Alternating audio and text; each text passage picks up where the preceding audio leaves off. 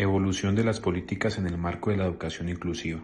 Esta línea de tiempo presenta un recorrido por los hitos más importantes de la educación inclusiva a nivel internacional y nacional, analizando cómo el concepto y la legislación han evolucionado a lo largo de los años. Vamos a hablar de la década de 1950. En esta década, el modelo de exclusión y el inicio de la educación especial. Evolución del concepto. La discapacidad se veía bajo el modelo de exclusión. Las personas eran consideradas no educables y eran separadas de la sociedad en institutos o en asilos. Hacia el final de la década de 1950, el modelo médico rehabilitador comienza a tomar fuerza, viendo la discapacidad como una enfermedad que debía ser tratada para normalizar.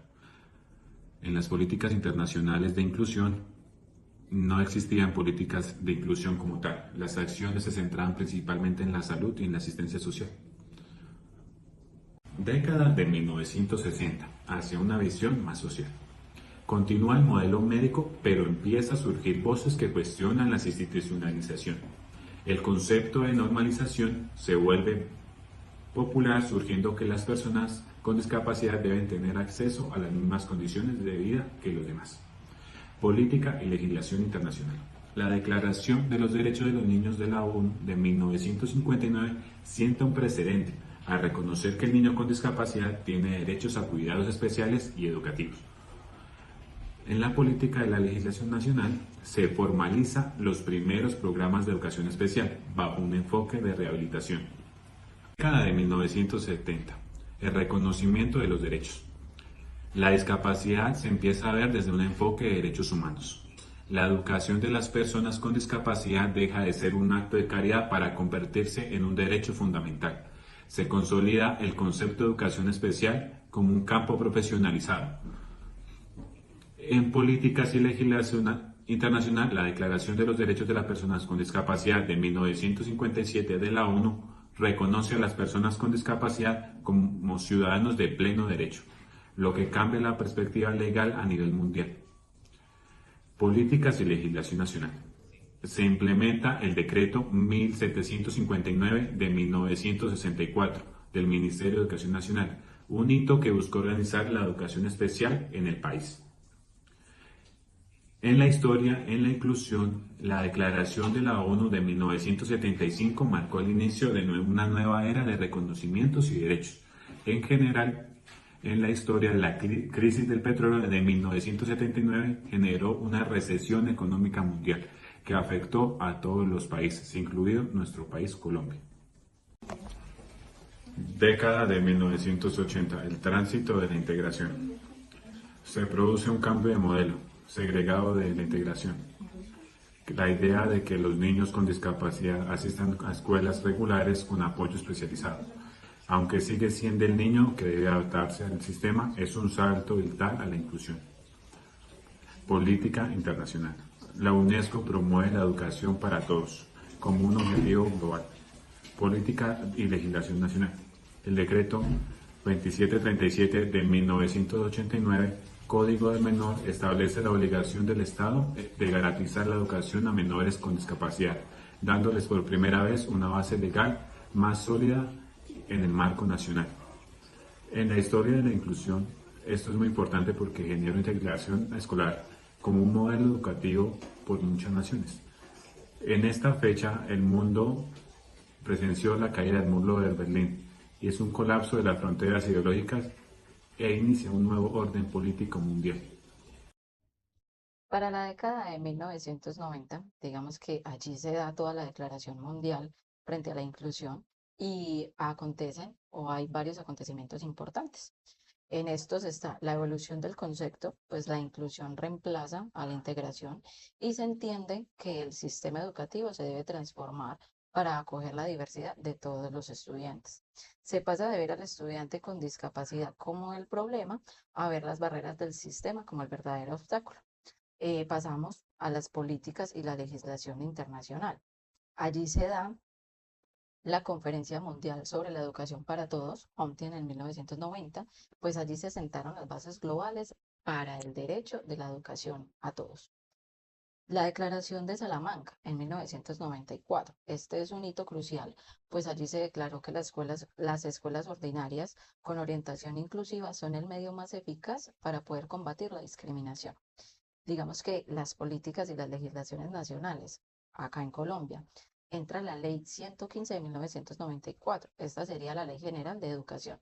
Allí se sientan las bases de un sistema educativo mucho más amplio.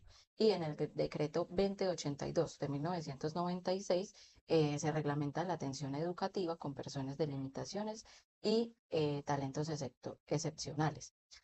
Aparte de esto, digamos que lo más importante de esta década fue la inclusión en la Declaración de Salamanca y en general la revolución del acceso a la información y a la comunicación. En la década de los 2000, la inclusión como política del Estado y derechos humanos. En esta época también se dan varios acontecimientos. En ellos está la evolución del concepto, pues el concepto se consolida como un derecho humano innegociable. Acá la atención se centra en la igualdad de oportunidades y en la eliminación de barreras que se dan para todas las poblaciones vulnerables, no solo con discapacidad. Allí entran varios grupos étnicos y varias poblaciones que habían sido marginadas en su momento. Ahora también entramos con la política y la legislación internacional. Allí se da la Convención sobre los Derechos de las Personas con Discapacidad en el 2006. Esta política eleva la inclusión a un estándar jurídico que es vinculante y que obliga a los países a garantizar una educación inclusiva. Luego de esto, digamos que vemos las políticas y las legislaciones, pero en Colombia. Acá en Colombia se da la ley 1346 del 2009, donde Colombia ratifica la Convención de la ONU, lo que la convierte en una ley del país. El decreto 366 del 2009, este aporta los lineamientos para poder garantizar los servicios del apoyo pedagógico. En esta década, digamos que las partes esenciales fueron la inclusión en la Convención de la ONU, porque otorgó un peso jurídico y global a este concepto. Y en general, digamos que la crisis financiera global en el 2008 afecta a la economía y a los sistemas de bienestar en todo el mundo. Para el 2010, la inclusión se vuelve obligatoria y específica en las instituciones educativas, lo cual quiere decir que en su evolución la inclusión pasa del marco de la teoría a implementación en la práctica. Esto se introduce en el concepto de ajustes razonables y se enfocan en la creación de herramientas que garantizan el derecho a una educación sin barreras. Luego de esto entra las políticas de legislación internacional. En estas, los Objetivos de Desarrollo Sostenible, ODS, especialmente en el ODS 4, es allí donde se fijan una meta para el 2030, una educación inclusiva, equitativa y de calidad para todos. Digamos que esta política y legislación, si la vemos a nivel nacional, entraría en el decreto 1421 de 2017. En este hito, que es demasiado crucial, se reglamenta la educación inclusiva a las personas con discapacidad y hace obligación la implementación de planes individuales de ajustes razonables, lo cual se llama el PIA.